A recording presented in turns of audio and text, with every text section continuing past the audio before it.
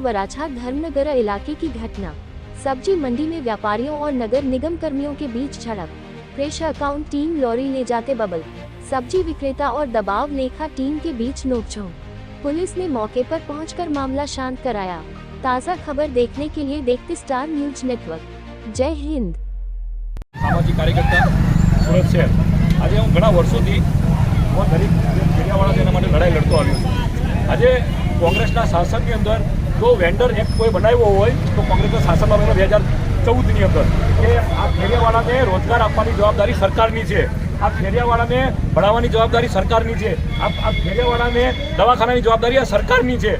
ત્યારે આ ભારતીય જનતા પાર્ટીના શાસનમાં, આ ભ્રષ્ટાચારી ભારતીય જનતા પાર્ટીના શાસનમાં આ તમે જોઈ શકો છો અમારી ગરીબ માતા બહેનો આજે વર્ષોથી હું એમને જોઉં છું। આ લગભગ નાના ત્યાંના શાકભાજી વેચે છે, બરાબર। આજે એ બિલકુલ નિર્દોષભાવે જે શાકભાજી વેચતા હોય અને સુરત મહાનગરપાલિકાના અધિકારી આ રાહુલભાઈ અને એના જે ટીમ છે એ કોઈ 2-3 જણાના કહેવાથી આજે લાખો રૂપિયાનું નુકસાન કરી દીધું છે। એ લોકોને મારવામાં આવ્યો છે, એ લોકોનું શાકભાજી રોડ પર ફેંકી દેવામાં આવ્યું છે। હું પેલા જો મારા મિત્ર ભાઈ છે મારા એનો પગ તોડી નાખવામાં આવ્યો છે અને આજે 7 જણા દવાખાનામાં છે। અત્યારે સ્મીમેરમાં 5 થી 7 જણા દવાખાનામાં છે।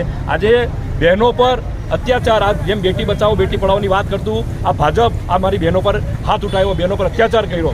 હું ભારતીય જનતા પાર્ટીના તમામ શાસક અધિકારીને હું નિવેદન કરીશ કે જો તમે ગરીબ ફેરિયાવાળાને જો હેરાન કરશો તો આવાવાળા સમયમાં તમારા ઘરનો ઘેરાવ કરશું। આ બધાની જવાબદારી તમારી છે, અમારી નથી। જવાબદારી તમારી છે।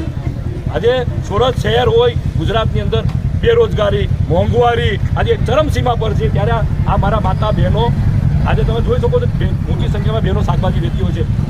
તમે કોઈ દારૂ વેચો છો? તમે કોઈ ગાંજો વેચો છો? આજે હું અધિકારી જે વરાછા પોલીસ સ્ટેશન હોય કે કાપોદ્રા પોલીસ સ્ટેશન હોય, હું જાહેરમાં કહું છું કે મારા વિસ્તારની અંદર ગાંજો ખુલ્લેઆમ વેચાય છે, દારૂ ખુલ્લેઆમ વેચાય છે।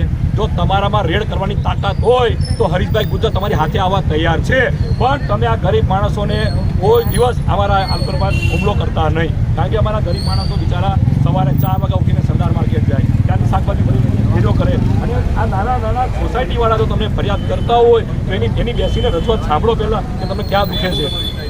સર્વિસ રોડ આજે સુરતના બધા સર્વિસ રોડ જામ છે, કેમ અમે ફરિયાદ નથી કરતા? કારણ કે તમે લોકોએ જે સુરતનું નવીકરણ કર્યું ને એમાં સુરત મહાનગરપાલિકા જેટલી બી જમીનો હતી એ બિલ્ડરોને વેચી નાખી। ચાહે મારા ફેરિયાઓની જમીન હોય, ગાય માતાની ગોચરની જમીન હોય, તમામ જમીનો આજે તમે બિલ્ડરોને વેચી નાખી છે। તમારી પાસે જમીન જ નથી તો ફેરિયાઓ જાય ક્યાં?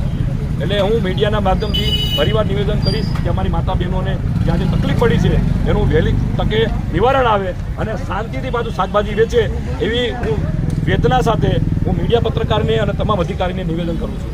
જય હિન્દ, વંદે માતરમ।